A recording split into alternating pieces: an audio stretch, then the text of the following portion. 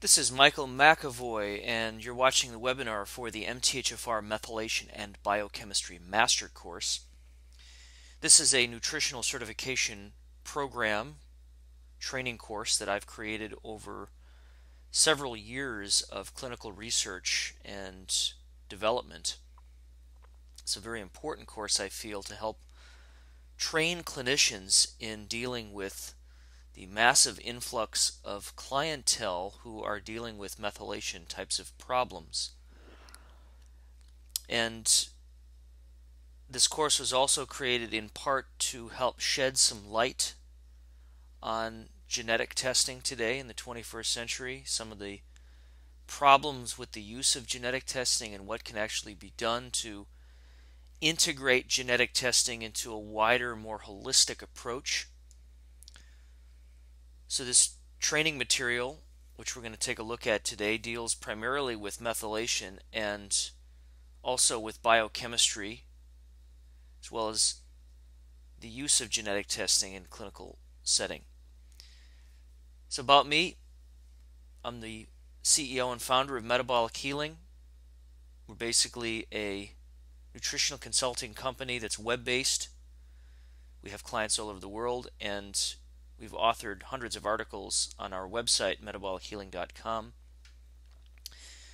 As a healthcare professional, I have a lot of experience dealing with various types of functional lab tests, including blood chemistry, genetic testing, methylation types of tests, as well as other types of lab testing. And we use all types of different nutritional protocols with our clients. We're looking at dietary factors, individualized nutrient therapies, and various systems of herbology. We specialize in helping to address complex issues, but using simplified approaches. And one of the most amazing things that I've learned about this course is that the more complicated your client case gets, the more important it is to really have a simplified approach. And this is especially true here in the 21st century. I want to say that there's a really big demand out there, and it's getting bigger. And this demand is specifically for clinicians who can help clients that are dealing with issues that are related to MTHFR mutations, people that have problems with their methylation cycle. There may be dozens or hundreds or thousands, tens of thousands of people who have done genetic tests from companies like 23andMe, and these tests, which are genetically based, have basically identified certain types of gene mutations like the MTHFR variants. There's a lot of people that are looking for answers on what is wrong with them, and they're turning to genetics as a way to get information. And so in response to this demand, there's been many different practitioners who have tried to create nutritional strategies using genetic testing by itself as a standalone approach. And at one point I was doing this because I wanted to use this kind of a test. I wanted to see how this could flip some pretty sick people and to help improve their health. And I began to realize that over time that using a genetic test just wasn't possible. You can't really create an effective nutritional strategy just by simply using a genetic test. So that really was a turning point for me. I really said to myself, well, I know that there's value with genetics, but how do we know what really is the problem and how to address it? And so I began to realize that in order for a genetic test to really have any kind of value, you need to look at it in concert with all of these other investigative processes, other types of functional lab testing, as well as a symptoms analysis and a client history. And being able to look at this in a holistic way, it really does shed light on the value of genetic testing. So there's a huge demand for these kinds of practitioners who really are intelligent, who can develop nutritional strategies for their clients that will really help to sort out their genetic mutations and to identify which ones really may be worth addressing. It's also important to point out that there's a big demand for clinicians that can help with these types of issues that are related to methylation problems, like neurotransmitter imbalances, inflammatory activity, detox problems. These are major client types who I'm sure you're seeing on a regular basis, and they're looking for clinicians that are able to help them with these issues. They may have already done genetic testing and they're confused, they have no idea what to do, and they need help. And I just want to give you some basic statistics from our own website. We have several hundred articles on our website. Many of these articles have a lot of top ranked Google search traffic, and some of these top articles, like the top 3, top 5, are the ones that deal with genetics and specifically with methylation. And that's because there's a lot of people that are really looking for this stuff. There's a lot of people that have either genetic mutations that they know about, or they suspect they do, or they start investigating health-related issues and they stumble upon methylation, and they're looking for clinicians who can help them with these types of problems. So, over the years of having worked with a lot of people with methylation issues and having analyzed a lot of different genetic tests, I have developed a clinical training course that teaches clinicians how to best use a genetic test, basically giving you, this is module 1, it's the education, it's the background on genetics, DNA, RNA. You learn about the importance of methylation, you learn about the major genes that are operative in the methylation cycle, like MTHFR, and you're going to be introduced to some functional lab testing in this module 1. You look at some case studies. You'll kind of understand how a genetic test can really be an asset, but also it will teach you how you can't just use a genetic test by itself as a standalone approach. In module 2, this is the clinical applications of module 1. You're going to learn about how to implement methylation and biochemistry specific nutritional therapies for these 3 different client types that you're working with. And you learn about these 3 different client types, who they are, how to identify them based upon initial symptomology, initial contact. You're going to look at some specific functional lab tests like the routine blood test. We're going to learn about the urinary organic acids test, as well as some of these other specialized tests like the whole blood histamine. You'll learn about urinary pyroles. You learn about zinc and copper testing through both blood as well as hair analysis. And you'll be able to sort out who these types of clients are, how to identify them through testing as well as symptoms analysis, and what to do. You're going to learn about 10 key nutrient groups that, as you'll learn in practice, are the, quote, repeat offenders in terms of imbalanced nutrients. So you're going to learn about, for example, thiamine. You're going to learn about B3, niacin, niacinamide. You're going to learn about antioxidants like glutathione, vitamins E, vitamin C, when to use these, how to identify deficiencies of these. You're going to learn about other key B vitamins like vitamin B6, pyridoxal 5-phosphate. You'll learn about the 3 or 4 different types of folate. You learn about B12. You learn about all of these different nutrient groups that are really important to understand in order to play with this methylation cycle, how to get these key nutrients into the body, exactly how to do it, how to identify deficiencies and imbalances. And you're going to learn about this clinical investigative process, how to really, as a clinician, get smart about identifying these types of clients and what you as the clinician need to be doing to help support your clients' biological, biochemical processes. So you'll learn about how to deal with these complex client cases. And going into this work myself, when I decided I was going to venture in this direction in my practice, I learned that, well, a lot of these people that have complex cases, I just did not know how to best deal with them. Until I started learning about methylation, I didn't have a clue. I was kind of at a loss. And now I have a very good handle on how to deal with these complex cases. At the end of the course, once you've completed both modules 1 and modules 2, there'll be a test at the end, and if you pass that test, you receive a certification. We've already added to the MTHFR Methylation and Biochemistry Master Course regular support calls for our clinicians, and we're working on finalizing our spreadsheets and intake forms that our clinicians will be able to use with all of their clients.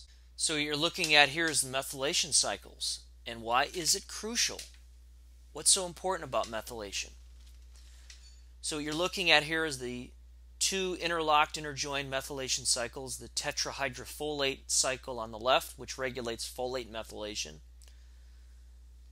as well as other crucial processes. And on the right, you have the methionine cycle, which regulates a lot of these important metabolites, such as S-adenosyl methionine, SAMe, formation of these other important nutrients like trimethylglycine, and you have vitamin B12 that has to be methylated by this MTHFR enzyme. And you have this other pathway that sits below, and that's called the transsulfuration pathway, which, as you see right there in the animation, is how the body makes glutathione. Methylation is a central phase 2 detoxification cycle. It sits right in the middle of the phase 2 reactions, and you can think of methylation as a biotransforming process. Body takes in various nutrients, and it will either use these nutrients or it will identify molecules that it can't use, like mercury or chemicals or toxins, and it will transform these molecules into something the body can get rid of. Methylation is absolutely essential for gene expression, and this is an important point to understand. Just because somebody has certain genetic mutations, if they're methylating properly, these gene mutations can be switched off in terms of not being a factor. There's an epigenetic control switch. Methylation is a key component of that. Methylation also is essential for DNA repair processes, and so on a daily basis we all experience some kind of gene mutations that are somatic, but we have ability to regulate via methylation how our DNA gets repaired and synthesized. Methylation is critical for antioxidant synthesis. It's important for the synthesis of our big cell protectors like glutathione, metallothionein, superoxide dismutase. These are the big antioxidant protectors of our cells that we make. We make them as a result of proper methylation. Methylation is also critical for neurotransmitter synthesis, how we use neurotransmitters like serotonin, dopamine, GABA, glutamate, noradrenaline. These particular neurotransmitters are made in response to methylation, and if we're not methylating properly, we can have problems with mood, with behavior, with mental health, how we feel, with how we think. Methylation is critical for cardiovascular integrity, cardiovascular health. Number one, methylation is a needed pathway for how the body makes nitric oxide, which is a very important vasodilating molecule that keeps our blood vessels properly dilated. Methylation is also how we make and remove homocysteine. Homocysteine, which gets made from the oxidized methionine amino acid, downstream of that, is an independent risk factor for cardiovascular disease. So if a person has hyperhomocysteinemia, if they have too much homocysteine that builds up, it's a direct indicator that they're not methylating properly. There's imbalances in the cycle somewhere. You need to address them. And if not, there can be cardiovascular consequences directly as a result of that. Methylation is key for regulating inflammatory activity. And this is because this is how we make our B cells and T cells. They're lymphocytic immune cells. Methylation plays a key role in the inflammatory and anti-inflammatory processes. And then we have a number of these notorious methylation-related genes, such as MTHFR, which is the folate methylating gene. You have another one, MTRR, which methylates vitamin B12.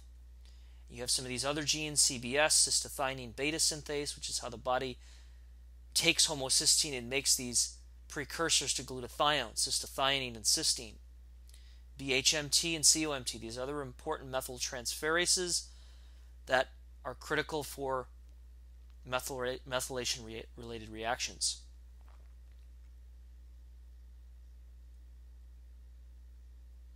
So genetic testing. Is genetic testing useful or useless? You've got a number of different camps that are talking about genetics. You've got your conventional camp, which believes that genetic mutations cause disease and that it's necessary to remove organs, excise breasts to prevent certain diseases like cancer. Because inherited gene mutations don't change, you're screwed. You're sanctioned to a life of disease. That's camp 1. Camp 2 believes that it's possible to treat your genetics with certain supplements like methylfolate. Take blank supplement for blank gene mutation. You have the MTHFR mutation, well, the ready-made solution that so many clinicians use. Let's just give a methylfolate. That's going to be the solution. I'm coming in with a very different approach, and I think that the truth is actually in the middle. While it's true that inherited genes don't change, gene expression certainly can and does change. We have to appreciate that epigenetics, which regulates genetic expression, biochemistry, and environmental influences, they matter the most. They're where the rubber meets the road. From a clinical standpoint, you have to pay the closest attention to biochemistry because that's what's functional, that's what's changing, that's what's moving. And it's truly impossible for a person to be able to treat their genetics. You can only treat a person. Genetic testing is best used to help guide nutritional protocols, not to create them. Genetic testing is best used as part of a holistic analysis of a person's health. You can do the best you can to use a genetic test as a sole way to generate nutritional protocols, but you're not going to get anywhere because there are so many more factors to consider that are potentially more important and more influential than whether a person has a specific genetic mutation. You can take a pair of identical twins with identical DNA. Twin 1 can develop a disease like schizophrenia, or twin 2 does not. Why is that? They have identical DNA. It's because there are other things that are regulating genetic expression, such as environmental factors, diet, toxicity, etc. And unless you're looking at these specific factors, you're totally missing out on what the important parts of the puzzle really are. So you may have clients right now that have these particular groupings. You might have clients that have problems with mood, behavior, and mental health symptoms. This can include a short list of these particular problems like anxiety or bipolar or depression. Or you might have clients that have problems with inflammation. There's different kinds of inflammation. Obviously, autoimmune processes are highly inflammatory. A person might have gut inflammation, colitis, diabetes, heart disease, neuropathy, and cancer. Client could have problems with detoxification. You ever run into people that have liver toxicity? They might have a feeling like they're drunk, however they're sober.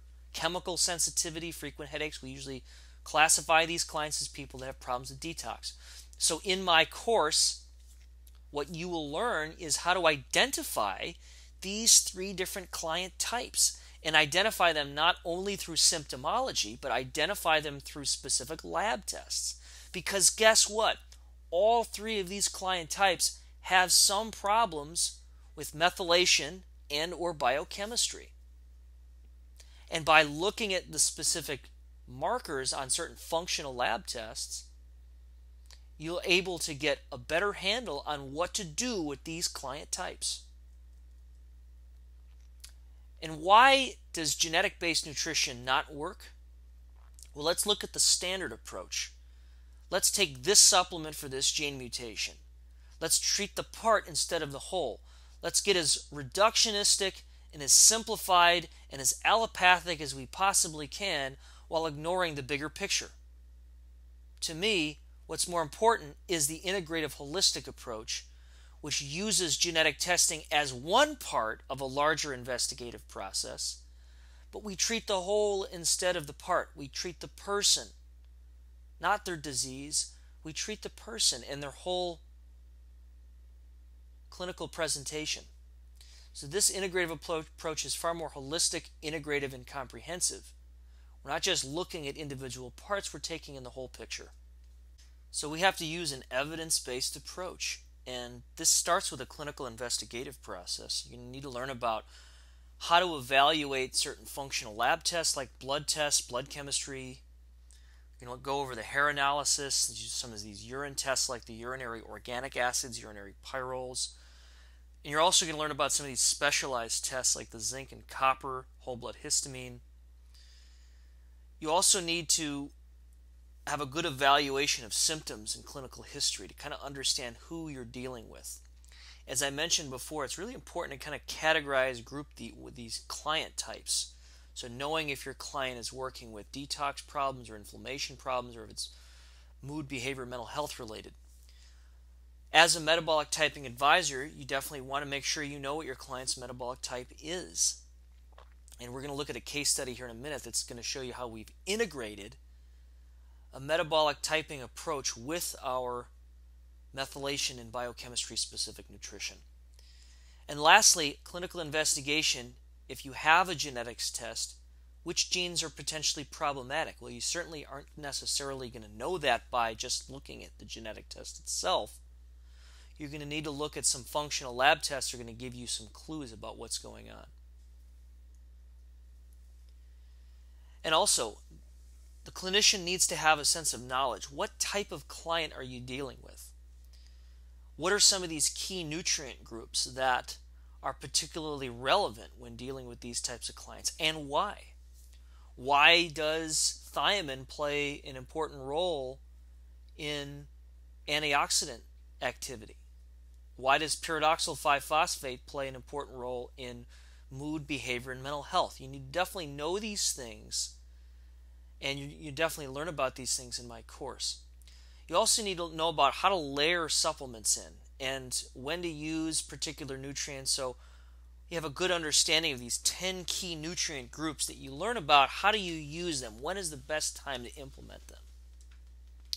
Let's take a look at a case study that involves a metabolic type analysis in combination with my course methodology. So this is a male aged 46, and here's his presenting symptomology. He's pre-diabetic, he's got a history of elevated liver enzymes, he's overweight, he's sluggish, and he's got a history of pituitary adenomas. We also know that he's got 8 mercury-containing dental fillings that have been removed in the past 6 months, and he's got a lot of caffeine, alcohol, and sugar in his diet. And right off the bat, just based on his symptomology, we're going to suspect that his client grouping is something to do with inflammation and something to do with problems with detoxification. So I'm already thinking, just based upon these bullet points of his symptomology, what type of client that we're dealing with.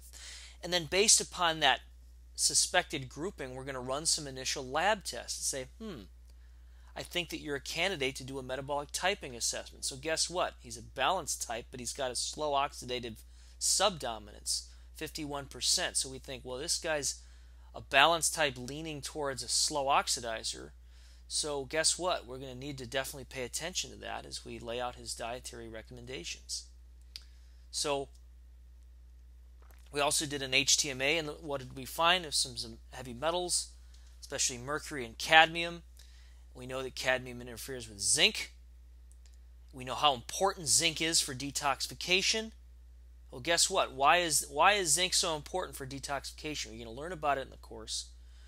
You're going to learn about the importance of metallothionein, one of the most critical and overlooked sulfur-based antioxidants.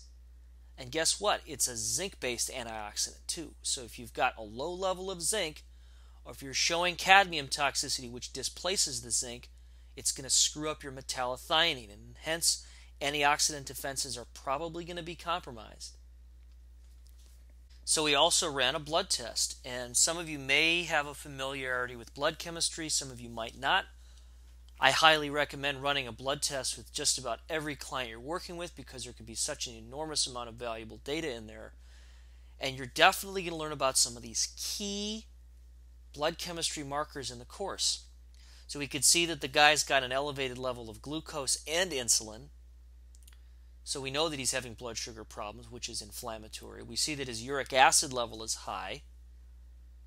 You're going to learn about the importance of uric acid. It's an antioxidant. But as we know, when you see high levels of certain antioxidants, it's an indication that there's underlying oxidative stress. So there's inflammation. We see these 3 liver enzymes there at the bottom, ALT, AST, and gamma-glutamyl transferase, GGT. These metabolic enzymes are highly concentrated in the liver. We know that we see an elevation of these liver enzymes. It's related to liver problems, liver detoxification. How important is the liver for detoxification? Pretty darn important. High serum iron, that's not a good sign. That's inflammation, possibly problems with detox as well. See the lipid panel here showing some funky numbers. Elevated triglycerides, definitely related to liver and inflammation. And there's some other things going on here. So blood chemistry, very valuable tool. You definitely need to know about how to use blood chemistry, how to interpret blood chemistry correctly, how to look for certain key markers that are going to help guide your clinical investigative process. Also some genetic testing. So the FUT2 gene mutation, that's related to intestinal bacteria, intestinal flora balance. And we also looked at, surprise, he has this infamous MTHFR gene mutation, the C677T variant. That's related directly to folate and methylation. If you see a homozygous status of either of these 2 MTHFR genes, you definitely want to start looking deeper and consider supporting this guy's methylation. PEMT, that's a gene that regulates phosphatidylcholine synthesis. And last but not least, NDUFS7, that's a particular gene that's involved in CoQ10, NADH. So we're not just looking at genetics, we're looking at a bunch of other lab tests. So we already know we've got some pretty good data to go by here. We got an initial protocol going. The guy's a 3A type. We're going to also pay attention to that slow oxidation score. He's also an adrenal type. Here's the protocol. Simplify. We know that there's methylation issues that are probably going on, detox issues for sure, based upon the blood work. Hey, guess what? After 2 months, he lost 20 pounds and he's got improved energy. That's a good sign. We're on the right track. Next level testing, urinary organic acids test. Let's take a look. What do we got here? The O test. I don't know how many of you have run the O test, but I run it frequently in my practice because there's so many key metabolites that can show up on the organic acids test. So in this case, the keto acids, the alpha keto isovaleric acid and these other keto acids, these are indication of a thiamine deficiency if you start seeing these pushed into the yellow and red. Thiamine, vitamin B1. And surprisingly, despite the fact that he's got that MTHFR mutation, he's doing pretty good with his FIGLU. The FIGLU level is an indicator of his folate status, or the tetrahydrofolate, and that's not bad. It's in the green. It's right in the middle, actually. So just because you've got somebody that has an MTHFR mutation does not necessarily mean that he's having problems with folate. You may need to keep an eye on it in the future, but it's not a guarantee. And so the urinary methylmalonic acid, that's slightly in the yellow or borderline. That's a vitamin B12 indicator. We're going to want to pay attention to that. So the O test, again, you learn about these key metabolites, how to interpret the test, what to do. A couple other ones here. The lactate pyruvate. We know that pyruvate is a thiamine indicator if we see that in the yellow. So we got 2 tests that identify a potential thiamine deficiency. So there's some keys to methylation-specific nutrition, and they're pretty simple. Identify who you're working with. Know the client that you're dealing with. Know the types of issues that they have. get a good handle on those types of symptoms and what those symptoms actually mean. You're using the symptomology assessment to get a better understanding of who it is you're dealing with. Use the specific indicated tests that you learn about here in the course, why certain tests are important with certain client types. Support the weaknesses. Where are the big problem areas that you're finding? In your lab testing, in your symptom analysis, in the genetic evaluation, where are the weaknesses? And how can you support them best through an evidence-based protocol? And number 4, monitoring progress. So keeping a close eye on how they're responding to the protocols, because it's not just, here's a bunch of supplements, good luck, call me in a year. Let's actually look at this more closely so that we can actually get you on the right protocol that's right for your body, right for your methylation and biochemistry specific needs. So again, you're going to learn a lot in this course. It's going to teach you how to deal with these complex client cases. It's going to show you who does have methylation issues, how you can actually work with this type of client. You're going to learn about key nutrients, key lab test analysis, 21st century, evidence-based, clinical nutrition, how to teach your clients how to adapt, how to make the body work better. That's all we're really trying to do here. How we can support their biochemistry, support where their bodies are weak, support if they have possible gene mutations that are causing a problem, and what to do. That's it. And that's really powerful stuff. And as I mentioned, there's all kinds of other great features that are added to this. You get a clinical reference guide. It's going to help you to identify these gene mutations, what these gene mutations are for, what nutrients are stimulators of these enzyme reactions. You can also get the free support calls that are twice a month now, and all updates to the course material you receive lifetime updates for. If you have any questions, please feel free to email me, michael@metabolichealing.com. That is michael@metabolichealing.com. Looking forward to having you join the course and be part of our methylation and biochemistry specific nutrition practice. Thank you.